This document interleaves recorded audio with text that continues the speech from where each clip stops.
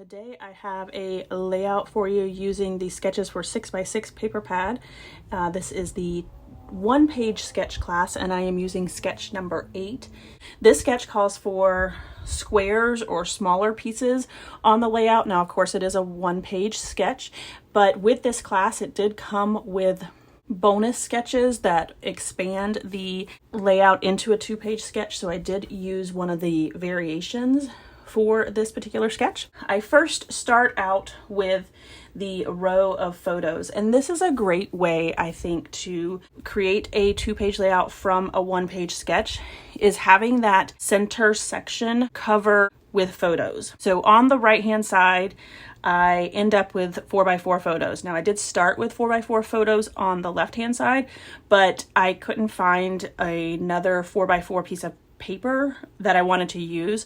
So I did find this 3x4 card that has a little bunny scene with him in the Easter eggs and just a cute scene.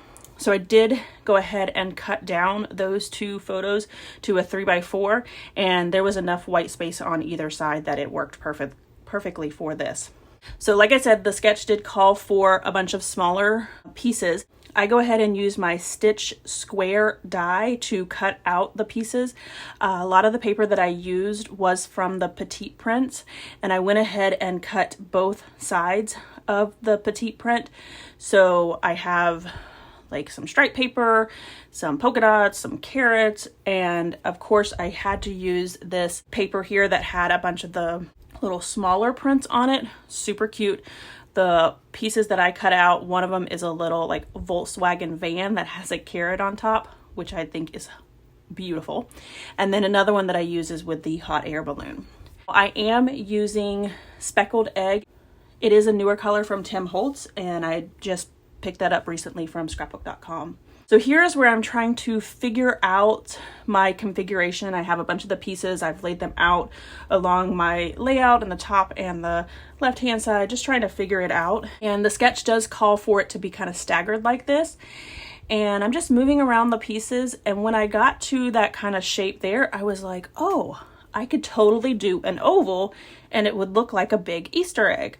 I went ahead and pulled out my oval cutter from Creative Memories and cut out the largest oval that I could, and then resumed using the paper to try to figure out the pattern. I did use the speckled eggs on each one of the pieces of paper. After I got everything down, I moved it to the left and it doesn't look anything like that.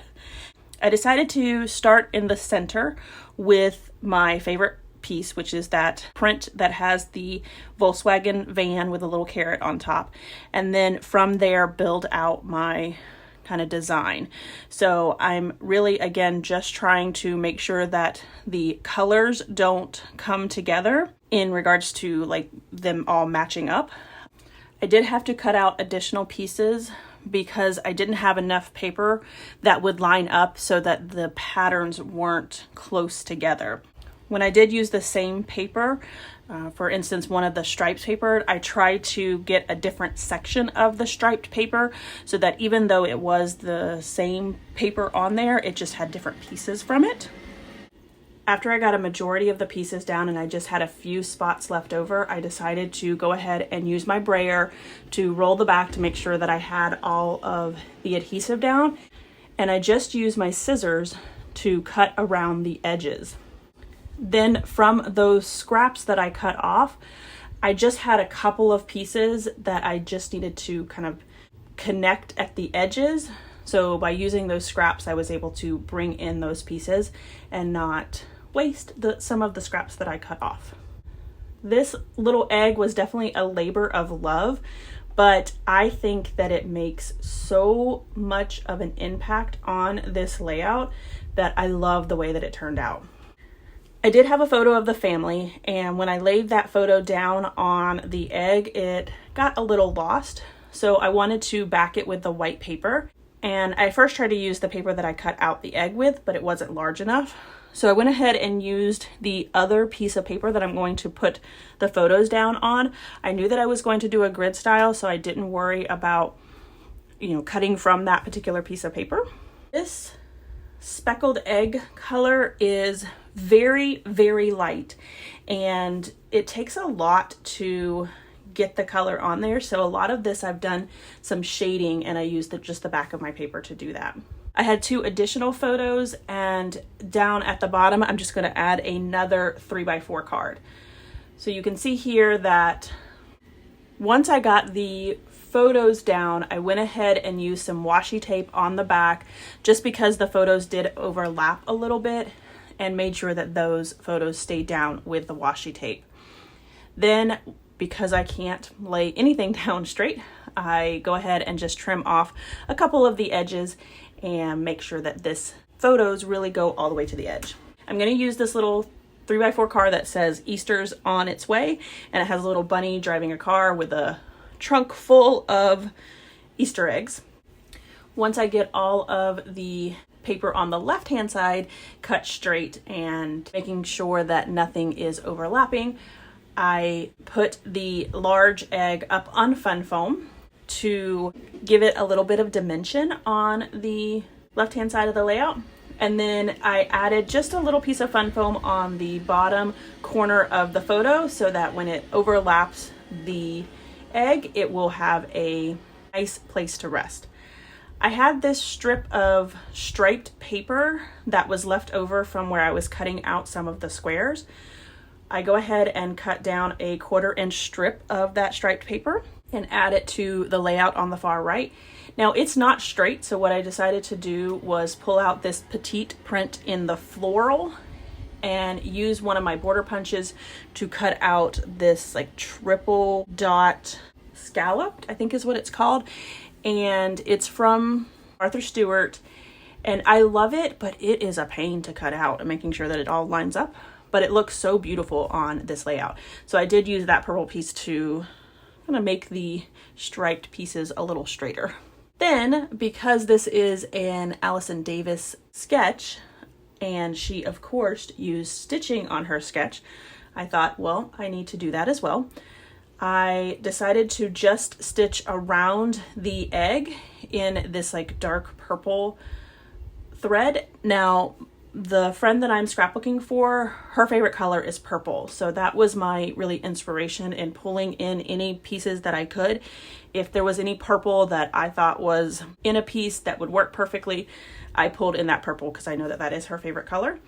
So I thought the purple thread around the egg would be perfect. I go ahead and add the photo back down, and then add this little bunny driving a plane with his little banner that says Happy Easter. And again, because he's in purple, I thought it would work perfectly. I decide to add a little bunny riding a scooter over on the far left hand side, just because there was like that little gap, and I felt like he was a perfect addition to that section there. I do add the bunny up on fun foam as well, so that it lines up with the egg.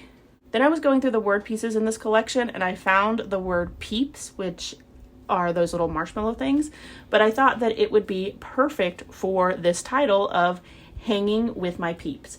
I pulled out some purple puffy letters from Ellie Studio for the word hanging, and then these teal tile letters for the words with and my. I was having a little bit of issue getting these tile letters off of the backing, and so I did have to use some liquid glue with it, but I nestled the word with right between hanging and Peeps, and then to the right of it I added the word my. Over on the far right hand side of the layout, I went ahead and added a little tree at the bottom there, and then a bunny inside of an Easter basket, as well as a little enamel Easter egg to go right next to that basket. Then I used those same tile letters to put the year right next to the Easter basket. And I thought that the bunny over to the far left could also use a couple of eggs and an egg right next to the word Peeps to help the word my stand out. So here is my final layout, as well as some close-ups.